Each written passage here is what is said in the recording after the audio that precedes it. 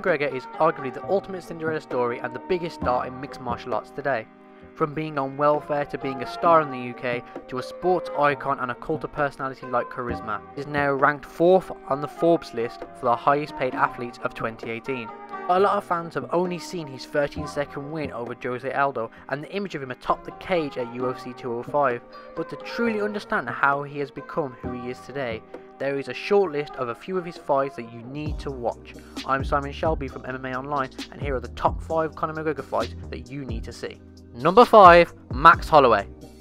Before Conor became the notorious one and Holloway was the featherweight king, they were both young and hungry prospects. If this fight was to happen now, it would be the main event of a huge card in Las Vegas, but this fight occurred when both men were yet to make a name for themselves in the UFC, and so this fight took place on the prelims of a UFC fight night. Despite this, when Conor walked out, the place erupted in cheers. To the fans, this fight was the main event, and what a good matchup this was as well, with Conor showing off his insane kicking techniques early on, with Max coming back in the second round forcing the fight to go to the ground, and Conor displaying some excellent ground and pound. In round 3, the fight goes up a gear with both men showing their excellent but not perfect jiu-jitsu defense and offense. Max almost drops Conor later in the 3rd round, but Conor manages to get Max down to the ground again and coast to a decision win. This fight perfectly showcases a hungry Conor McGregor trying to make a name for himself, and the electric crowd reactions offers some great foreshadowing for the years to come. As well as this fight leaves us fans wanting to see a sequel later down the line. Number 4. Chad Mendes. The Chad Mendes fight is one that often gets overlooked in Conor's rise to the top, but for me it's a crucial point of the story and offers some interesting insights into Conor's skills as a fighter. The story goes that Aldo got pulled out of the fight with Conor due to an injury, and so McGregor vs Mendes was booked for the interim featherweight belt. Side point, this was the first UFC event where the fighters officially wore the Reebok gear. Of course, the place erupted when Conor entered, and when Conor opened up the fight with a spinning back kick and a high knee, the place lit up even more so. He breaks Mendes down early with body shots and a left hand counter punches, which is now a classic McGregor move. Mendes does get him to the ground, but Conor gets back up. But it's not for long, as Mendes lands some heavy and hard elbows from top position to close out round 1. It looked like all hope was lost when in the early and midpoint of round 2 it was very much the same, and Conor looks as if he was out and beaten. But then, as if by some miracle, as if this was a movie or a fairy tale, or as if it was scripted.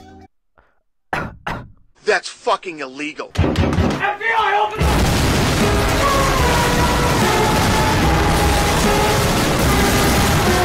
Conor is able to get up and finish Chad before the end of the 2nd round, picking up his first belt in the UFC, and kneels on the floor of the octagon crying tears of joy like he's Shawn Michaels at WrestleMania. The boyhood dream has come true for Shawn Michaels. Number 3. Khabib Nurmagomedov.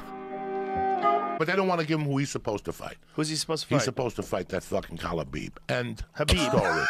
End of story. Khabib. No more But they would fucking give around. him that. No They more would give him fucking that. around. Well, then let's do it. Let's set it up. No, that's more not a fucking money around. fight. Yeah, I'm with Joey. Let's Let's fucking do it. Let's cut this shit. The He don't need to fuck? fight Aldo. He don't need to fight nobody. He's number 1, right? Or is your boy number 1? Tony? Khabib's number 1. Okay, then that's the fight. Enough. I Give me want to it, see Conor. Khabib. That's the fight. Habib. That's it. End of story. There's no Aldo. Okay. There's no Tony Ferguson. There's no babies. There's no nothing. But he has a baby. Brooklyn. But And just as Uncle Joey said, here we are at number 3 with Khabib vs Conor. Before we get into the fight itself, let's have a brief history lesson as to how this fight actually came about. So at the weigh-ins at UFC 205, both Khabib and Conor got into an altercation backstage, and they seemingly exchanged words and had to be separated by security. And then after Khabib beat Michael Johnson via Kimura on the UFC 205 prelims, he then in his post-fight interview called out Conor. Your guy, beginning of the year, he tapped like chicken. End of the year, he fight for the title. Crazy. Hey, I wanna fight with your chicken because this is number 1 easy fight in lightweight division. And then he went quiet for a while, apart from a few exchanges on Twitter. Conor went and fought Mayweather, Khabib fought Barboza, and then at the Brooklyn card, Khabib confronted Artem Lobov, who is Conor McGregor's teammate, and then Conor flew from Dublin to New York. The Dollipus situation happened, Conor got arrested, Dana White talked a bunch of shit, and then Khabib won the title, and then in the October, the fight was then made for UFC 229 for Khabib versus Conor McGregor. As always with Conor fights, a lot of trash talk was talked, but this was because this became really personal.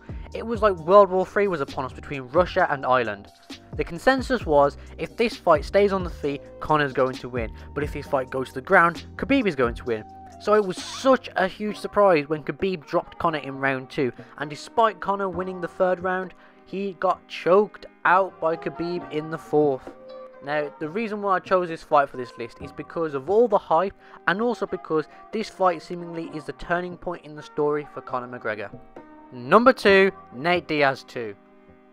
After being submitted at UFC 196, Conor demanded an immediate rematch with Nate Diaz, and so in the following August at UFC 202, he got just that. This time around, we saw a different Conor, one more focused and less flamboyant. Except for that water bottle incident, of course. There's an old saying that goes that the sequel is never better than the original, but that is definitely not the case here. This absolute slobber knocker of a fight was pandemonium from start to finish. Conor's leg kicks played such a huge part in this fight, but as fatigue set in for Conor in the 3rd round, Nate stepped it up a gear and put the pressure on. This fight ultimately went to a controversial decision win for Conor, but this fight truly shows what a warrior Conor is. And to anyone who hasn't seen this fight, I definitely recommend watching it and you scoring it for yourself. And number 1, Eddie Alvarez. The Underground King Eddie Alvarez has had some absolute wars against people like Anthony Pettis, Justin Gaethje and RDA, displaying his absolute ruthlessness, skill and chin. And this is why this fight is number 1 on our list, as Conor turned him into a timid punching bag. The stage, charisma and aura that Conor brings to the table was just too much for him, and with the world watching, Eddie crumbled where Conor thrives. Conor systematically broke him down, and the visual of him atop the cage with 2 belts will go down in MMA history forever.